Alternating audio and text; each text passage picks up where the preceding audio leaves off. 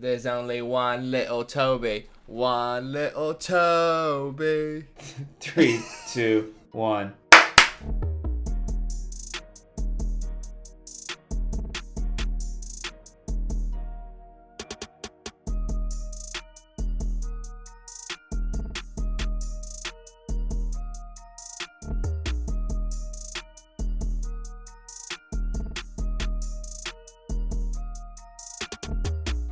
The NAFTA podcast. Sometimes may be good, sometimes may be shit.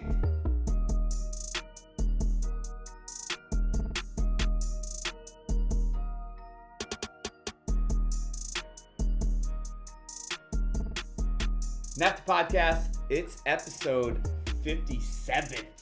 3 years in, episode 57 here on the third season. Just got the Whitaker boys on this one. Nick and Dylan both out. Work event for Dylan. Nick, I think their baseball team's on like a win streak right now, so that could be it. Congrats. Yeah, big ups to the Bucks. Let's go. They need to. Actually, yeah, I think we had said, or you had said, those hats, the one hats actually aren't even that bad. No. We But thought we were going to totally rebrand them, and they're not that bad. We thought we were going to be part podcast, part rebrand high school. Creative agency for high school baseball uniforms, but as it turns out, they're not as bad as we thought. Although I will say, like, 3 full letters on the front of a baseball hat left to right, not a normal thing. Like, Chicago White Sox have 3, but it's in a shape. It's like, coming down this way. It's so funny that you say that with a hat that has 4 letters on it, but this isn't a competitive, like... I know. It's just still funny. Yeah, exactly. Irony. It's allowed to be funny and It's not spice of completely life. accurate. Yeah. Anyway, it is... What is it? It's Thursday. We are actually recording this while the Man United Tottenham game is finishing up. I got it off to my camera right, my left right now. So if there's anything crazy that happens, you might get some real-time feed on that. But, Michael. What's up, dude? How you feeling? What a big midweek of football. Dude, first of all, I feel like shit. And as you can probably see, I got the sun beaming down on me in this room. I don't have blinds in here yet. I'm working on it. You kind of look like Jesus Christ Superstar. Well, I don't because I'm white. True. Well, actually, you do because Jesus Christ Superstar. Oh yes, yeah. Probably casted as a Caucasian. I thought you were saying like the real superstar, like IRL superstar No. of Jesus Christ. I would never call you. I would never say that you look like Mary Magdalene's boyfriend. True. Because he was obviously a Middle Eastern man. I don't know if they were dating. I think he was just like slanging on the side.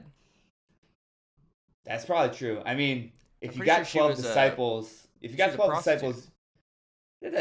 let's not shame sex workers here. But Hold on, I didn't. I just think she was a prostitute. That's not a shame. Just a profession almost. yeah. But I mean, if you got 12 disciples, you probably also got a couple side pieces. That's what I'll say. Yeah, I think Judas. That's why Judas got pissed because Jesus wasn't sharing the side. Do we actually think there's an alternate universe where Judas is the real Jesus Christ because he was pure, and that's the real church? Really, I think the better story would be if Judas didn't betray Jesus, and then because Jesus was just pounding on the back end somewhere, and because he did it, big pause, pounding on the back end somewhere because he did not the main 12, but somebody else. Like I think he was a little homoerotic for sure. I mean, it was the time. We've actually gotten more conservative with that as the years have gone by. Which is crazy. Speaking of, Son just ties it up for Tottenham in the 80th minute here. But real-time stats. Anyway, the Tucker brothers need to come back because I think... You don't want me to finish my point? No, go ahead. Finish it. No, please. I don't know where I was going with it. Yeah. I think I was saying Judas would end up being like... He would take the reins and he would become the new Jesus Christ. That's what I'm saying. I think there's an alternate universe where we're... Yeah, we fucked it up. Yeah. Well, sometimes inaction is the best action. You're so Listen. right. You're so right. Sometimes Listen. not saying anything is the best decision. Sometimes two people that we share this podcast with not being in attendance is the worst thing for us, though, because Michael and I could have done that conversation for another hour and a half. If you ask our family, an hour, not the extra 30. no 90 minutes, not a full match for that one. No. Anyway, let's get into the football. Like I said, we're going to keep you posted on this United Tottenham game. We've been watching it. But there's a few games we want to fly through. It was a big midweek, and then we have a big weekend of football coming up as well. Let's start with Wolves and Palace. 2-0 for Wolves. Big win for Dylan. Joachim Andersen had an own goal in the 3rd minute that gave Wolves an early lead. They double it up all the way at the end of the game. So it's like they scored in the first 5 minutes. In the last 5 minutes, Ruben Neves with a penalty in stoppage time. 2-0 win for Wolves over Hodgson Boys. Leeds 1, Leicester 1. A Sinistera goal in the 20th minute gave Leeds a early lead. They held onto it all the way into the 80th, and then Jamie Vardy was subbed on and tied it up for Leicester. Literally was subbed on, and then 10 minutes later scores the goal. Shares points there. Doesn't really help Leicester. Probably actually helps Leeds more in the long run. Forest 3, Brighton 1. This is actually a bit of an upset, but we're going to keep it in the fly-through. Yeah, not just a bit. A bit. Brennan Johnson actually misses a pen in the 12th minute for Forest, which allowed, Facundo Buonanati. How do you say that? I don't know. All I know is that I almost texted the group because it was another guy I've never fucking heard of scoring for Brighton. Which is par for the course. Yeah. Anyway, he got the first goal for Brighton. They had a 1-0 lead. Right before half, there was an own goal by Pascal Gross to tie it up. I think it gave Forest a bit momentum. Danilo scores in the 68th to take Forest up 1. And then your and my favorite ex-Wolves player of all time, Morgan Gibbs-White, with a 3rd goal for Forest in stoppage time, 3-1. Big win for Forest. The hilarity game of the week, Chelsea 0, Brentford 2. Aspie, as he is lovingly called by the Chelsea fans, own goal in the 37th minute gave Brentford a 1-0 lead. And then Mbeumo scores one for Brentford to put the game away in the 78th. 2-0 win for Brentford.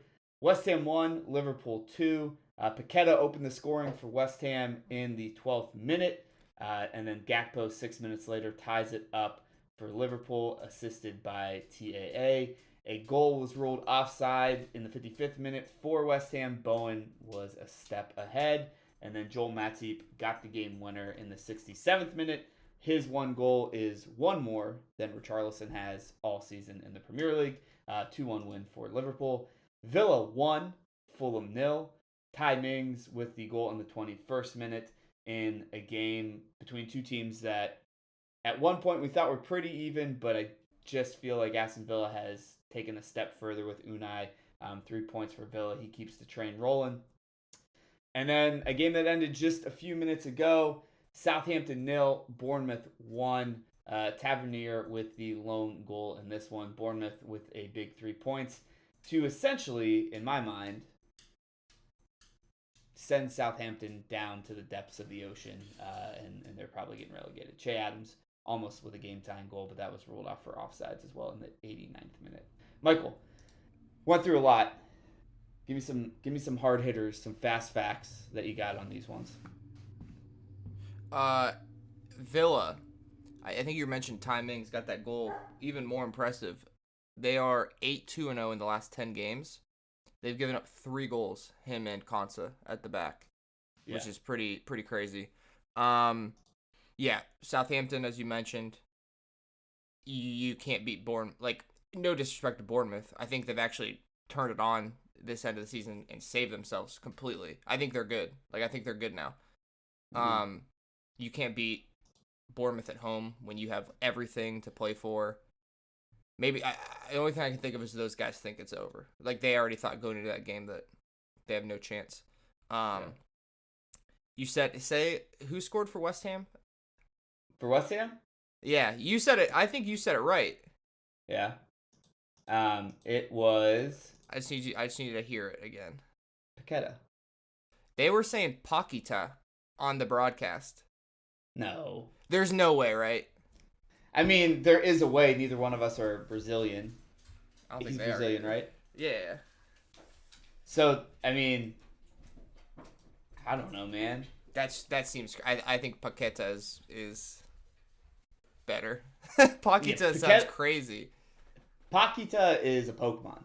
Paquita is a bird or something, but Paqueta is a football player. Right, 100%. Pretty good one too. Yeah, that goal is pretty sick. I'm starting to get a little irritated. I'm sick of seeing Van Dijk stand there and turn his body as a defender. It's kind of starting to annoy me a little bit. I guess I don't know. Like, he's kind of far away from the ball, away from the shot.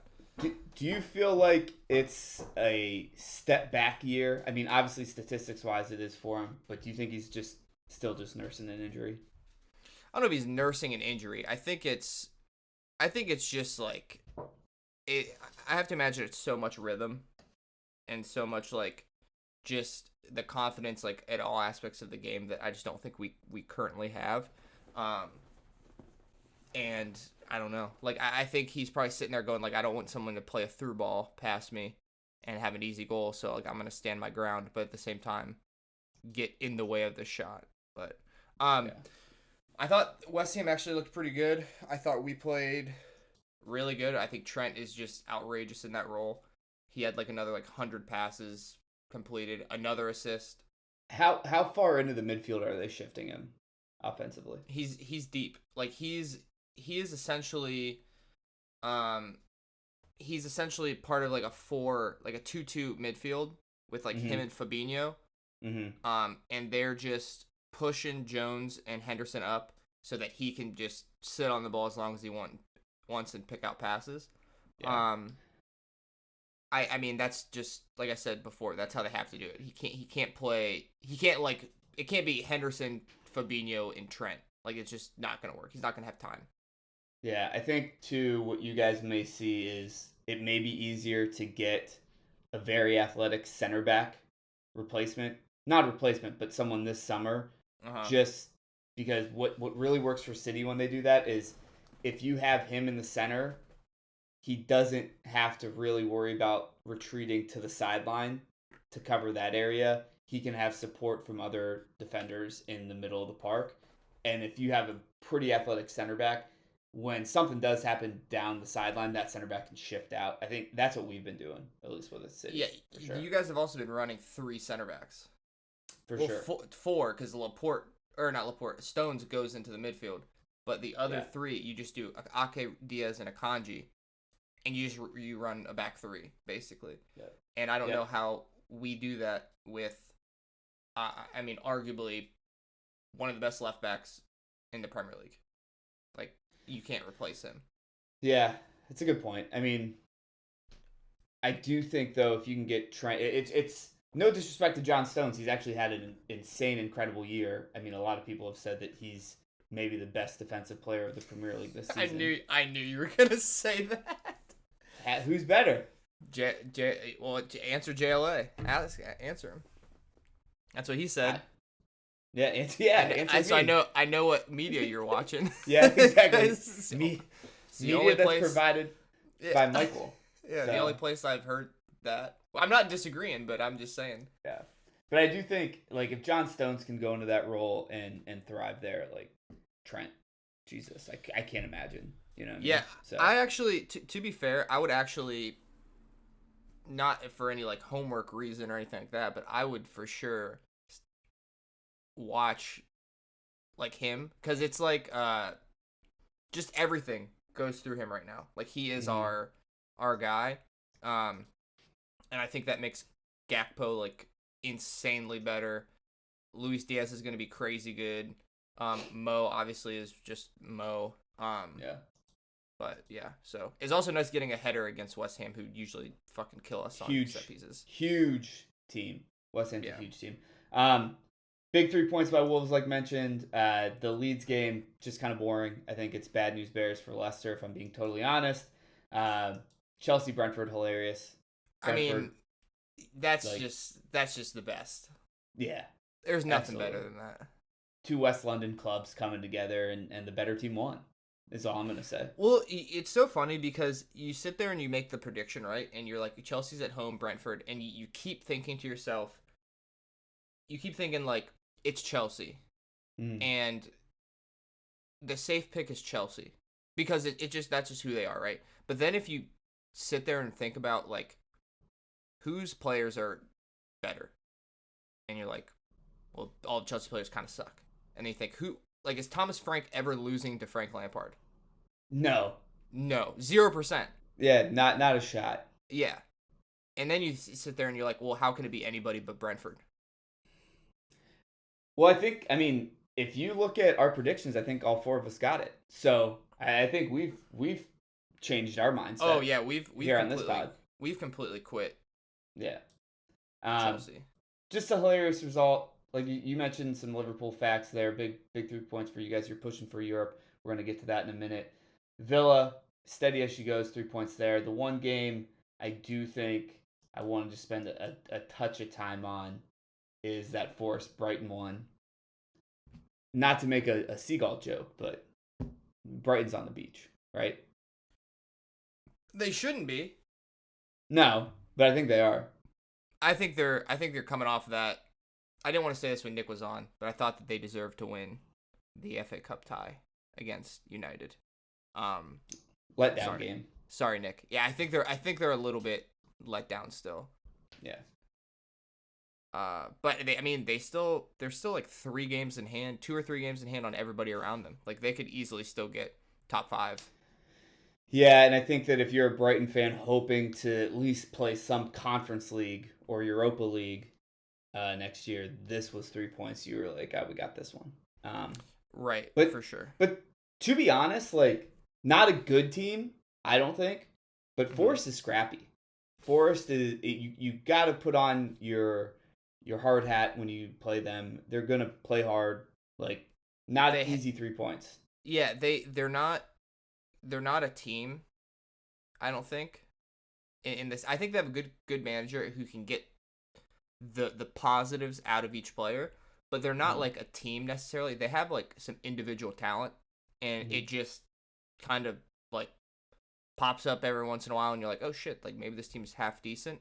And I think I don't think they're safe, but I think that they're in a great position right now because if I remember, like Leicester's schedule isn't like crazy hard, but I don't think it's like super easy either. Yeah. There's one team that apart from Southampton, who I think we both think are gone at this point.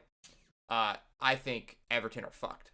Yeah. Well, we're gonna get to it in a second. Let's go through the 2 other games that happened actually today before we talk about City Liverpool, and then we can start talking Europe and relegation. Everton Newcastle. It was a drubbing. Newcastle win 4-1. Callum Wilson got the first goal in the 28th minute. Joel Linton got the second goal in the 72nd. Callum Wilson then came on. Not came on. He was obviously playing already. Had the first goal, but gets the third goal for Newcastle to go up 3-0 in the 75th minute. 5 minutes later, Dwight McNeil pulls one back for Everton. And then, quite literally, I think it was 45 seconds later, Jacob Murphy gets the 4th goal for Newcastle. Yeah, you mentioned it in the opening. The Isak assist. The run that Alexander Isak makes to set up Jacob Murphy with a tap-in at the back post it's insane that somebody his size, he's over 6 foot, I'm pretty sure. He's like a tall, lanky dude. I'm shocked that somebody his size can do what he did to the... I mean, it is an Everton defense, but still, like, just absolutely fucking dog walk them for the assist. Damn, crazy. You're gonna take my phrase there. Yeah, you made that up. I didn't make up the phrase, but I had it in my holster for the City game. So now I got to find a new one in quick succession. Newcastle just a better team. I only saved this one because I think that we're going to start talking about Europe here in a minute. But Newcastle just a better team. But I think that most teams at this point are just a better team than Everton. And I think you're right. I think we're probably staring Everton going down right in the face right now. Yeah, and I also think like, if I think if I'm looking at Newcastle's schedule, and by the way, United Spurs ended 2-2, right? Yep. Yeah. Okay. So there's the draw.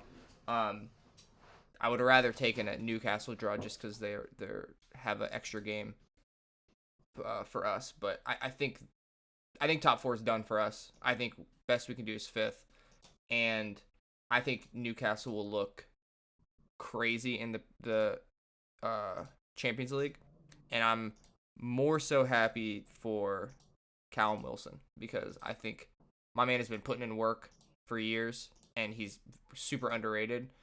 Got 2 goals today. So I think more than anything else, shout out to him because I think he's pretty sick. Yeah, there are certain players on Newcastle that I have enjoyed watching over the past year. Not mad about them getting to go to a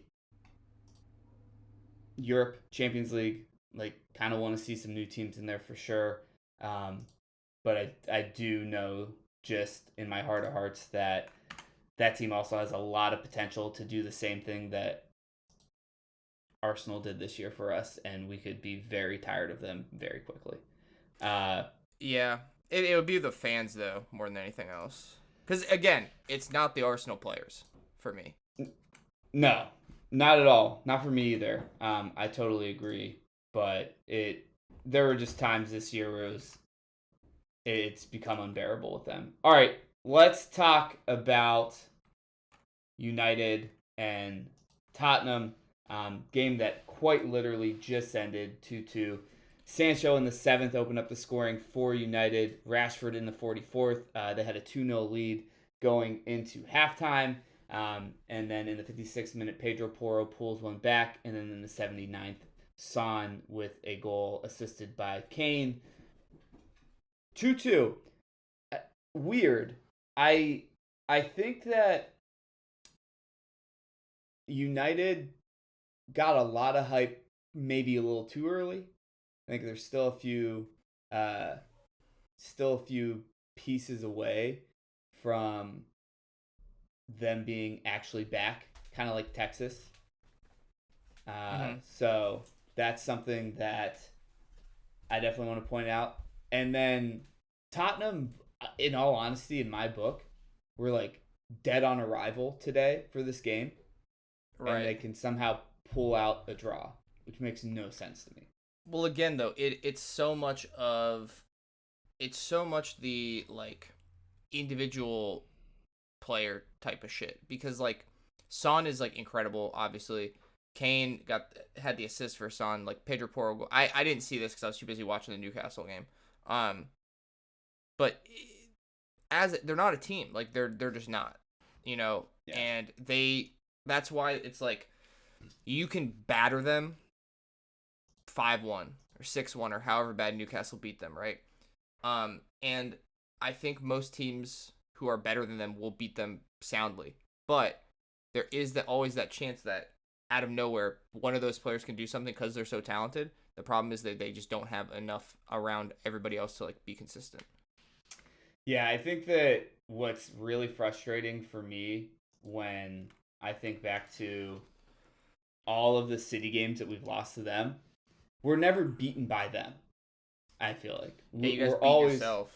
Either sometimes yes, but this past time it was Harry Kane. He kept like pressure up on our back line and he created that goal. And yeah. I totally agree with you. It's their individuals and that's usually how they get the job done. Weird result. Wish Nick was here because I'm sure he watched it and would have had some better insight. But just odd. Like I don't ever want to feel confident rolling into a final, but with this United team, there is just something about them right now, and obviously there's something about City that just don't really have a concern. I could totally regret that, and we could lose the FA Cup, but in my mind, it's two teams at two very different points in the journey, and United is coming back, I'm not usually one of those people that are like, hey, if the Yankees are good, it's good for baseball. So I'm not going to say that about United, but it is kind of exciting to see them better and then beat them. Like that, I'll be excited for that. Well, I've always said, like, especially when they're your biggest rival, when they're dog shit and you have to play them, if you beat them, you should have beat them because they're dog shit, right? Yeah. If you lose to them, you're like, holy fuck, they're terrible and we lost to them. That's embarrassing. So I almost think when they're actually good, it's a little bit more exciting for the win. Like, the win is always great. 7 past them, 6 past them, 5 past them. Who cares? Doesn't matter. It's always great to win. But when they're actually a good team and you beat them, it's a lot better. Like, the loss we took to them this year, they're shit. Like, they're not good. So that sucks. For sure. That was before that was before any of their, big moments this year. That was like lost to Brentford bad. I mean, same for us. We got 4 losses this year. One of them to you guys, one of them to United. Yeah. Sucks. But it's euphoric for United and for you guys because we're as good as we are. You know what your losses aren't? What? Right? You haven't lost to Arsenal. No, didn't lose to Arsenal. But you are getting a little ahead of the plot. Let's talk transition god, but you're getting a little ahead of the plot. Shit. Let's talk relegation. Southampton, I think, is down in the dumps. They're out. I think that one's put to bed. They are currently 6 points from safety, that being Nottingham Forest. Everton's 19th. They got 28 points. And you've been saying it this whole time, and I want to give you credit for saying it. But I am now kind of fully on board here as well. They got Leicester as their next game. That's going to be huge. Massive. Biggest game left on the calendar, maybe. To be honest with you. If Leicester win that game, it's over. It's over. It is Vince Carter in the dunk competition. Slit the throat. It's done. They got Brighton. They got City. They got Wolves and Bournemouth. And to be honest with you, outside of Leicester, there is not a game left on the calendar that they should ever feel comfortable getting a point at. And I'm that's with Bournemouth too. They've been playing better. Bournemouth has, for sure. Yeah. So I'm right there with you. I think those two teams are definitely down and out. And then in 18th, you got Leicester with 29 points. Forest, like I mentioned, in 17th on 30. Leeds in 16th on 30. And then there is now a bit of a delta. 4 points in between 15 and 16, where West Ham, Bournemouth with 36, Wolves 37, Palace with 37. Chelsea 39. I think we should throw them in there too. For sure. Oh, I always include them, yeah. Yeah. Who gets this last spot in your mind? And if we look at, I'll pull it up, but let's take a look at the remaining fixtures for I'll these tell you three Leicester. teams. So it looks like they got Everton at home, obviously. Fulham away, so they go to Fulham. Liverpool at home, they go to Newcastle, and then they got West Ham at home. So I'm sitting there thinking they could probably beat Fulham away, although Fulham was on the beach and then now they're not again, and I don't know what's going on with them. Yeah. I hope to Christ we don't lose to them. That would suck. Shout to Kasper Schmeichel. Not there any longer. I hope to Christ they beat Newcastle somehow, but I don't think they will. Very unlikely. Yeah. And then they could beat West Ham at home the last day. So my thought looking at this was they could get 3 points against Everton. Totally could see that. Yeah. Other 100%. than that, Fulham and West Ham are the only two games that are beach bubble games where it's like, I don't think Fulham should be on the beach at this point anymore. So they're going to probably try, hopefully. But West Ham is. I think West Ham, it should be on the beach now. They're totally fine, I think. So 100%. So, like, the Liverpool game, you guys got to win because you want to get into Europe. And I think the Newcastle game, it's going to come down to the wire with Europe for Champions League spots too, and I think that they're going to want to win it as well. So that's Leicester's. Forest roll to Brentford. They host Southampton. They go to Chelsea. They have Arsenal, and then they go to Palace. And if I'm being honest, like I just said, with this Forest team, that they're they're difficult. They grind it out. I can see draws all over the place here. I can see a win against Southampton. I can see a win against Palace. I can see a win against Chelsea. At the very least, a draw. Like, there are just more opportunities on this remaining fixture list for them for points, and they're already ahead. That's what I do want to say for them though, the last points away from home they got was January 21st. True. And it was a draw against Bournemouth. True. And they have 3 away games and 2 home games. So it's real, and luckily for them, the home game is Southampton. Yeah, it's the most winnable one is going to be my next point, was the home game. Yeah. So, and then the most losable one is also home, for sure. Absolutely. And then with Leeds, they're going to Bournemouth, they're going to City, they host Newcastle, they go to West Ham, they go to Tottenham. That schedule sucks too for them. For a team that can't defend, that schedule sucks. That schedule's not good. So, if I'm going who gets relegated out of those 3, I think Forest is going to end up coming out. They're going to be fine. And they'll get points. I think at this point, I want Leeds to stay up, so I'm just going to say Leicester's going down. If you're going based on those schedules, just the simple fact that Leicester has 3 home games. True. To the other team's 2. That being said, though, like a draw, it's only 1 point. I thought it was more than that. Man, I do think it's Leeds, unfortunately. Yeah, I mean, if you're looking at that and you're using your brain, I do think more times out of not, you're going Leeds. I think the other big advantage is Leicester's goal differential is 9 less than, or 9 more. Like they're 9 better than Leeds and 10 better than Forest at the very least. Or 20 better than Forest, somewhere around there. Like, it's just, if they can get even on points, they're not going to get caught that way either. So, yeah, I agree.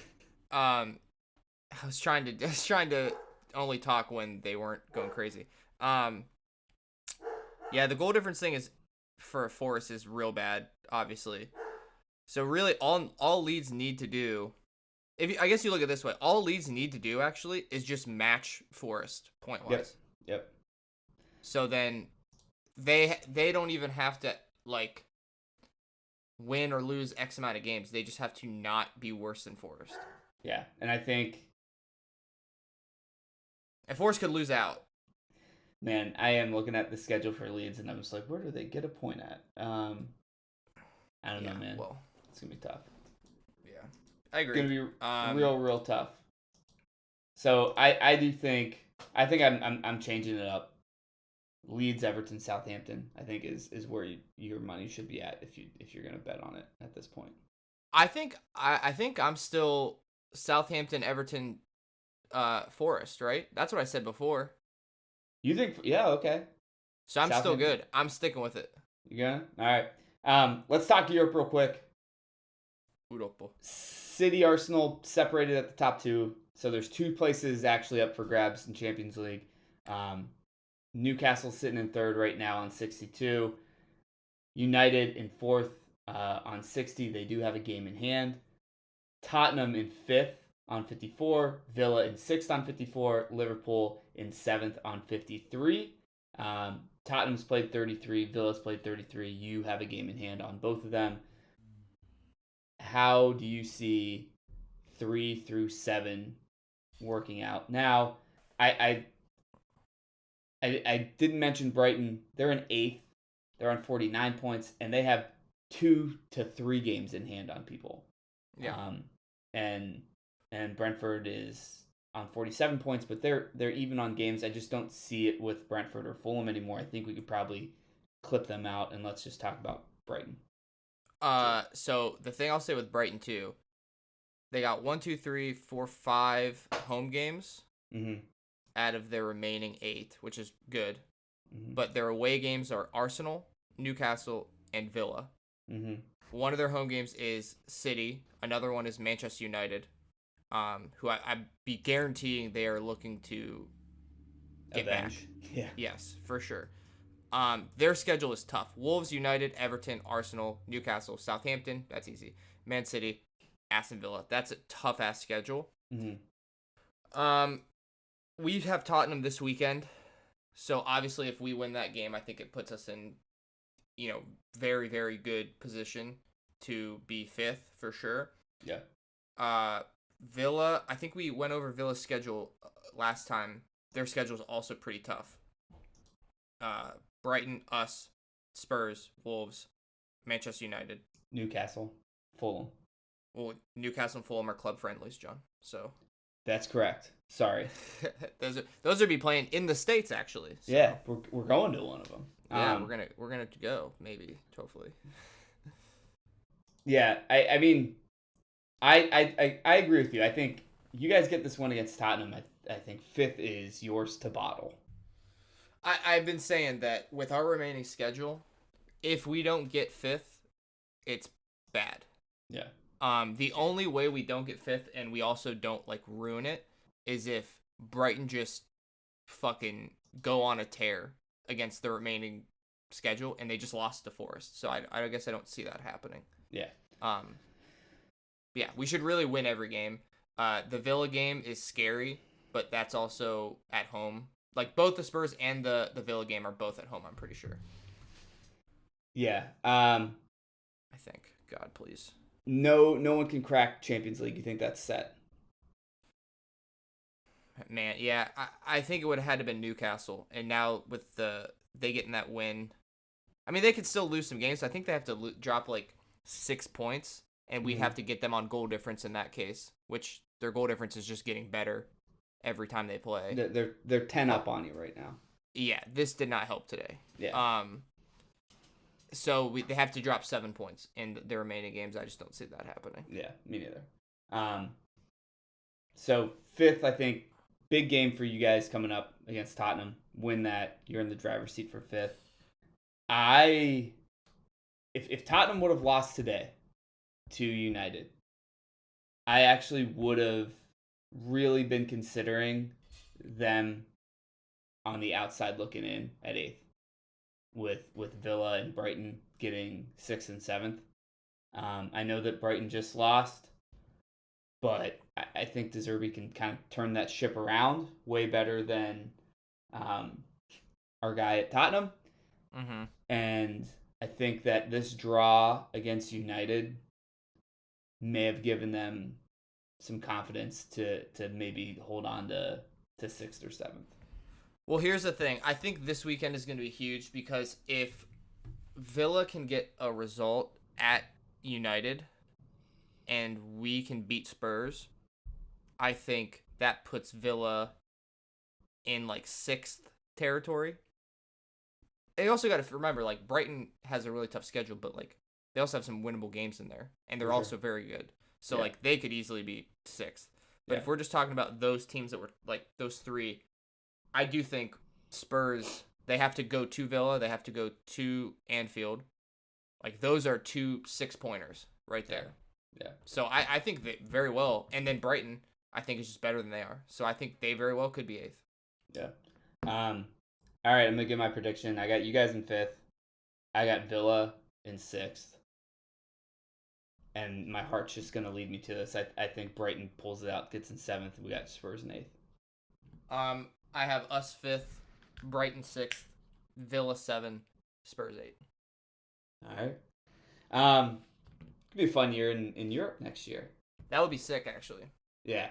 If I didn't totally F up the Conference League and the Europa League predictions, I could have had a European treble this season. Oh well.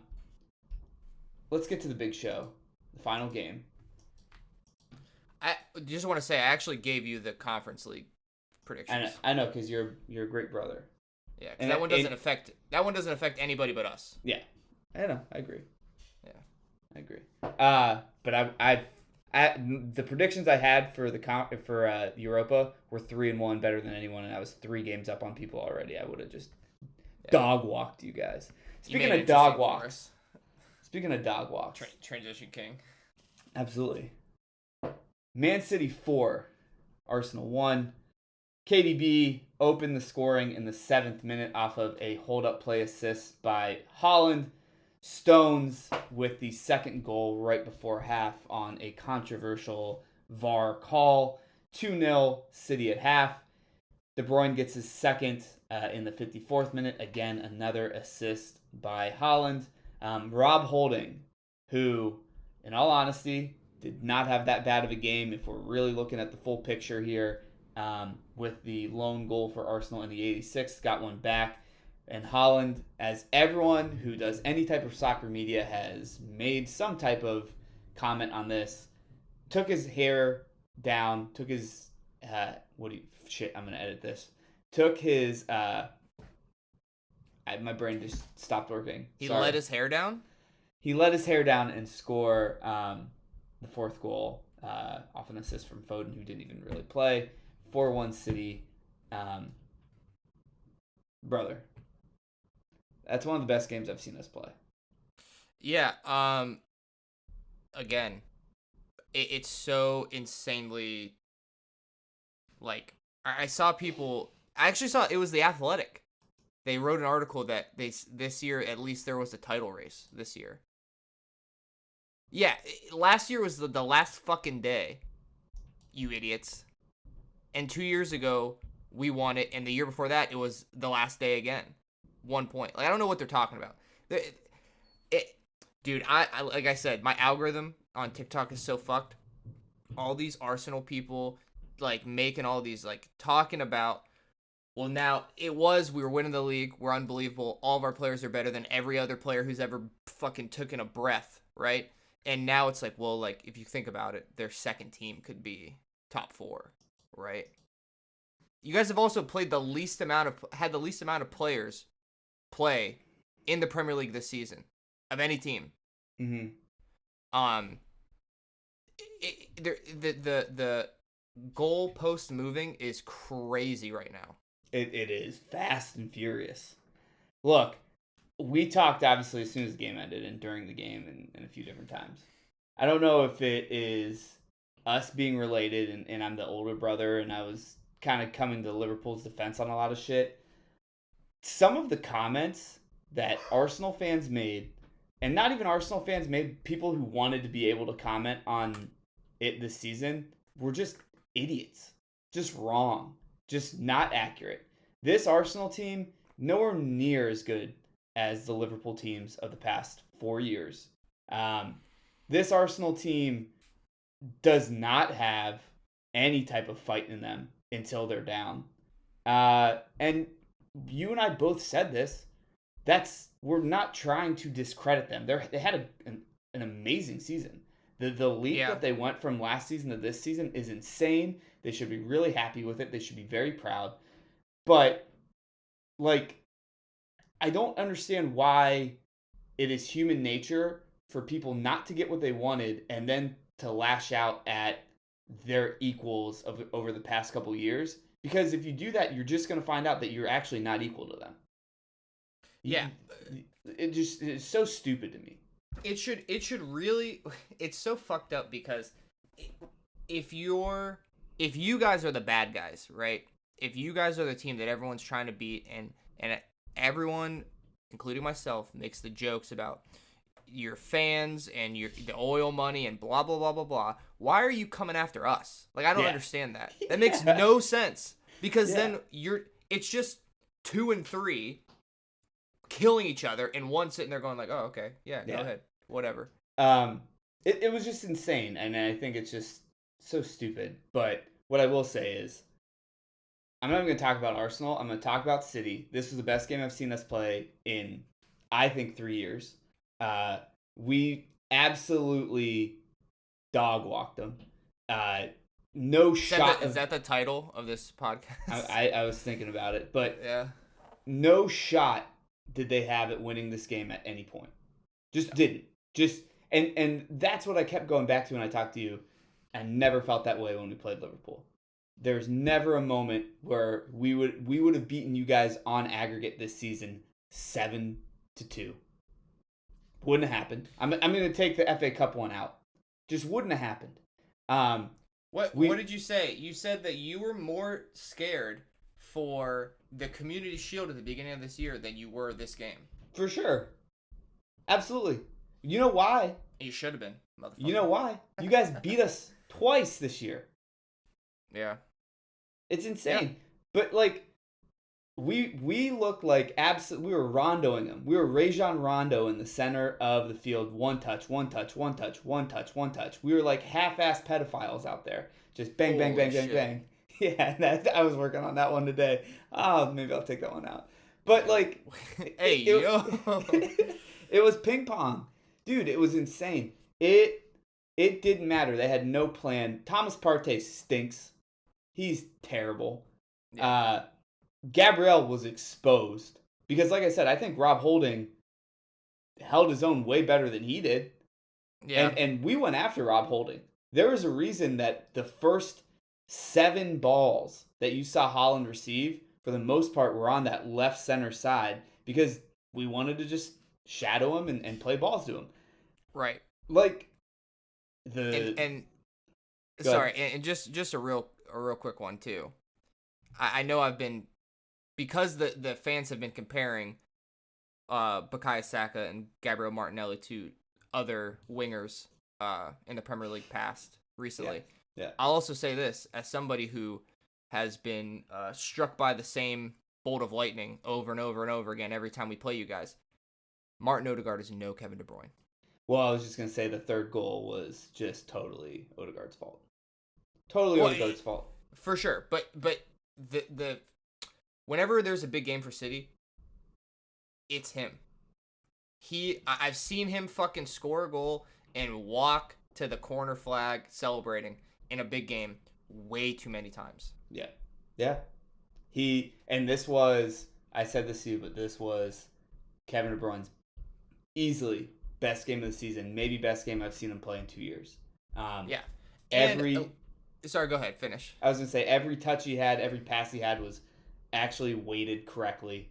It was phenomenal. And that was one of my biggest complaints this season is like it just looked like and you're talking about margins with him, but this season there were so many times where it looked like his pass was 3 inches off, 2 inches off, and it just didn't get the flow of the game. This was picture perfect.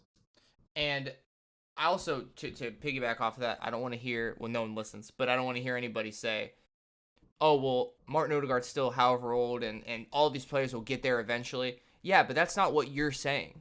Yeah. You're saying that they're already as good, if not better, than all these other guys. So shut the fuck up and eat it, basically. I think that was what we said, too, when we were like, hey, you guys should be really proud. It doesn't mean that they're not going to win next year. They could definitely win next year. Like, that's not the point.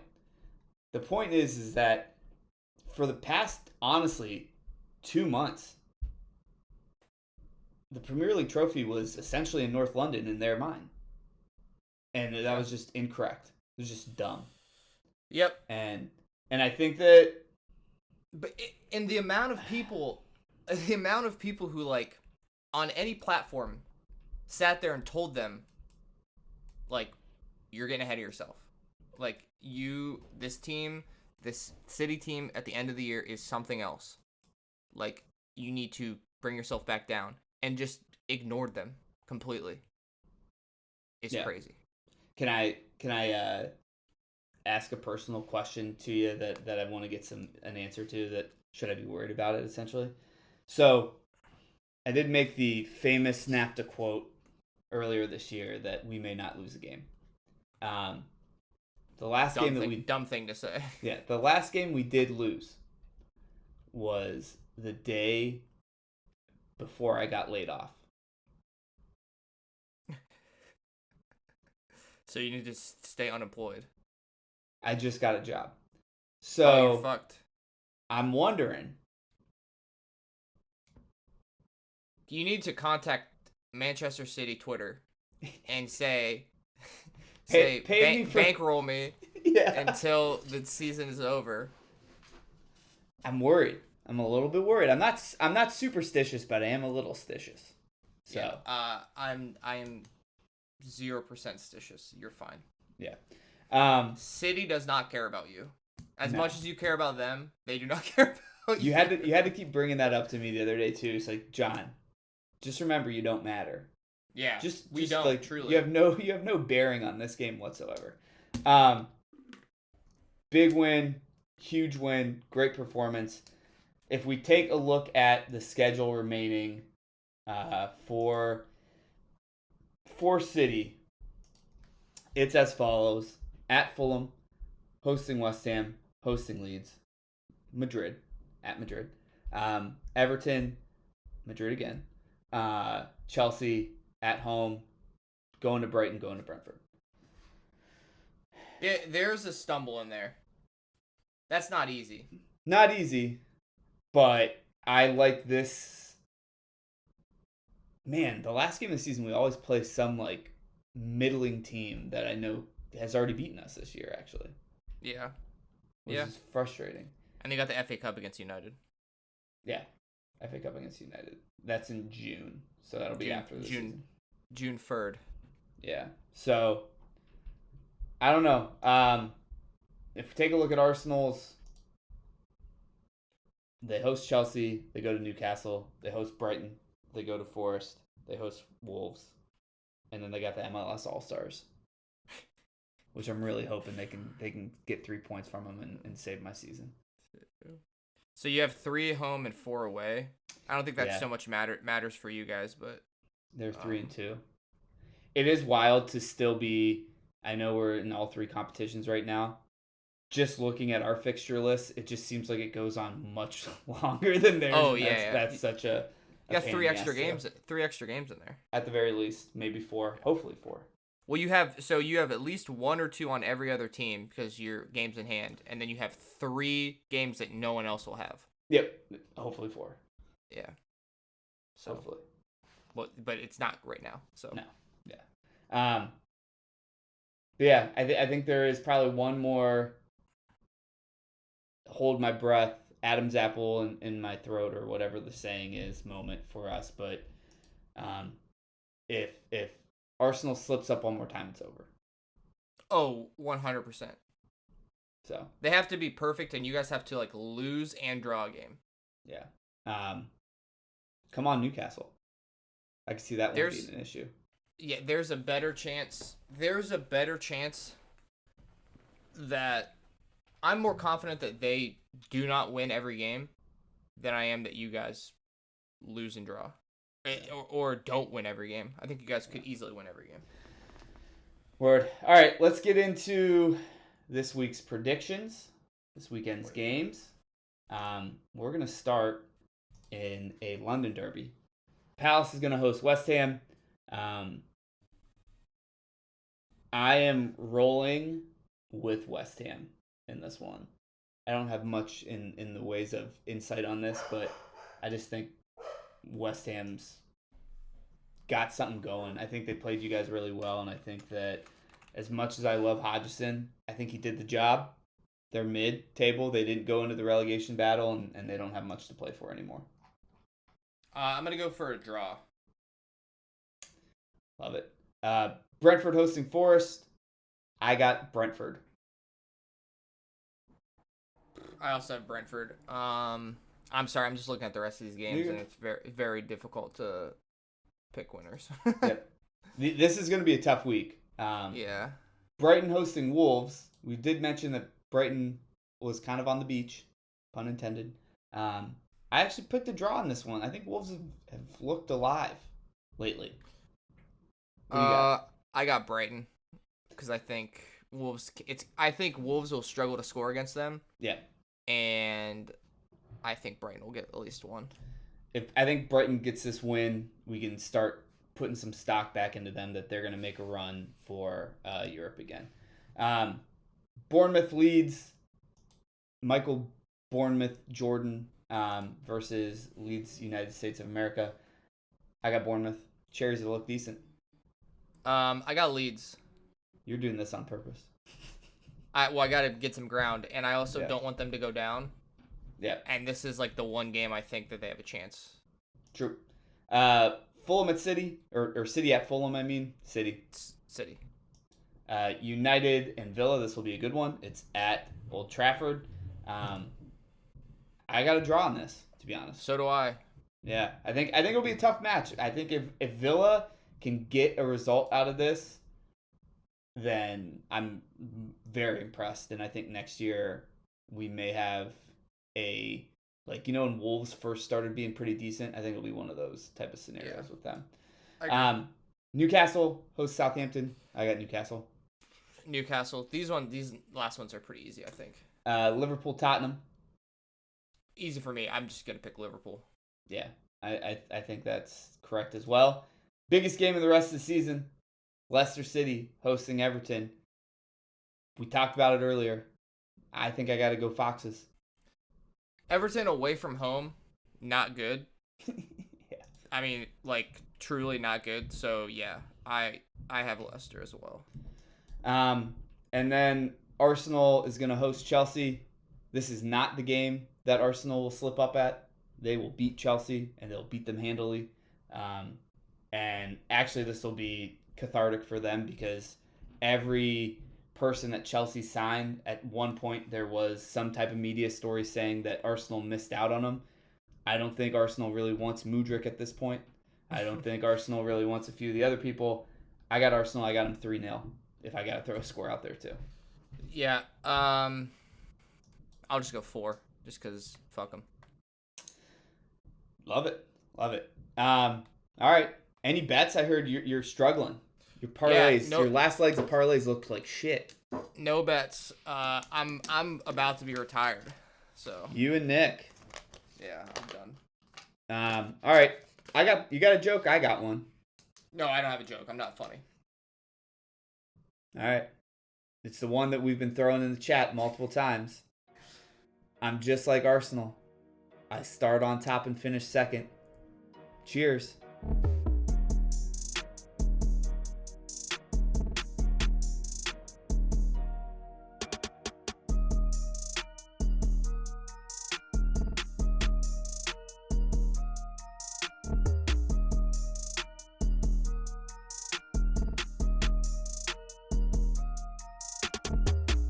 The NAFTA Podcast. Sometimes maybe good, sometimes maybe shit.